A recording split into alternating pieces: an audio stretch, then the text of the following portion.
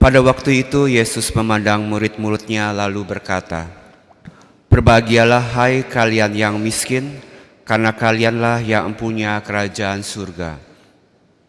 Berbahagialah hai kalian yang kini kelaparan, karena kalian akan dipuaskan.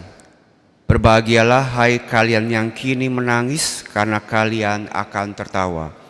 Berbahagialah bila demi Anak Manusia kalian dibenci, dikucilkan, dan dicela serta ditolak. Bersukacitalah dan bergembiralah pada waktu itu, karena secara itu pula nenek moyang mereka telah memperlakukan para nabi. Tetapi celakalah kalian, orang kaya, karena dalam kekayaanmu kalian telah memperoleh hiburan. Celakalah kalian yang kini kenyang, karena kalian akan lapar.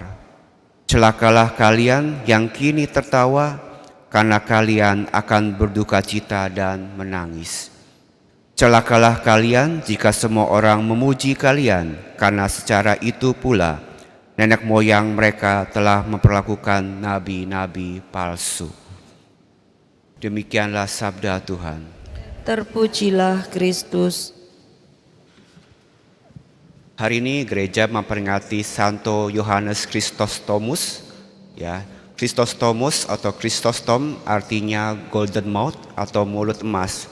Jadi Santo Yohanes Chrysostomus diberi julukan mulut emas karena kepandaiannya ketika dia berkhotbah. Ya, jadi dia seorang imam lalu menjadi uskup, dan dia ini begitu pandai dalam berkhotbah.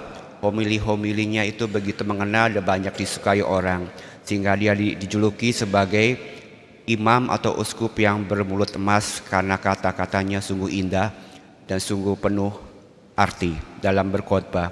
Tapi tentu yang membuat dia menjadi seorang santo adalah dia ini tidak hanya berkata-kata dengan mulutnya yang indah, tetapi juga dia melakukan apa yang dia wartakan.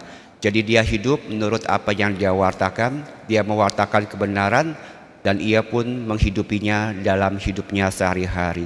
Sehingga ketika ada tawaran untuk meninggalkan imannya, dia tetap bertahan walaupun dia harus hidup menderita, hidup sederhana, bahkan dia harus dianiaya, tapi dia tetap bertahan pada imannya. Jadi kiranya dari teladan Santo Yohanes Chrysostomus ini kita dapat mengerti apa yang menjadi pesan dalam bacaan Injil hari ini. Dalam bacaan Injil hari ini, Yesus memberi penghiburan, peneguhan bagi kita yang saat ini mungkin kurang beruntung, yang menderita karena tidak bisa memperoleh hal-hal duniawi karena iman kita. Jadi ini merupakan sabda Yesus hari ini, merupakan penghiburan bagi orang-orang Israel yang pada waktu itu menderita karena ketidakadilan.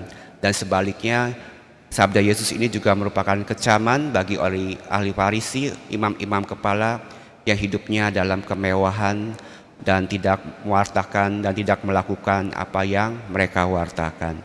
Jadi apa undangannya Bapak Ibu bagi kita pada pagi hari ini? Ya, jadi Tuhan Yesus intinya tidak melarang kita untuk menjadi kaya dan kenyang. Jika kita hanya beranggapan bahwa Tuhan Yesus tidak boleh mengendaki kita ini menjadi kaya, hidup menikmati hal-hal duniawi, itu salah. Kita akan jatuh pada sikap minimalis yang keliru. Justru Tuhan ingin agar kita hidup dalam kelimpahan, baik dalam spiritual maupun hidup jasmani, tetapi semua itu tentu harus dilakukan sesuai dengan firman Tuhan. Kita boleh memiliki kekayaan, kita boleh hidup senang, asalkan semua itu didapati dengan hal-hal yang wajar, hal-hal yang baik, dengan hal-hal yang sehat. Jadi undangannya bagi kita, mari kita terus berusaha dan jangan berkecil hati walaupun kita mungkin dalam dunia ini menderita, belum dapat menikmati hal-hal duniawi karena iman. Mari kita terus berjuang, karena jika kita ini boleh berbahagia karena kemiskinan kita, kesederhanaan kita, penderitaan kita, tapi apabila kita ini mau terus berjuang, memperbaiki hidup dan boleh menikmati harta duniawi yang lebih baik lagi, maka niscaya kita pun akan memperoleh hidup yang lebih bahagia, tidak hanya di dalam dunia ini, tetapi juga di hidup kehidupan yang akan datang. Semoga demikian, Tuhan Yesus memberkati.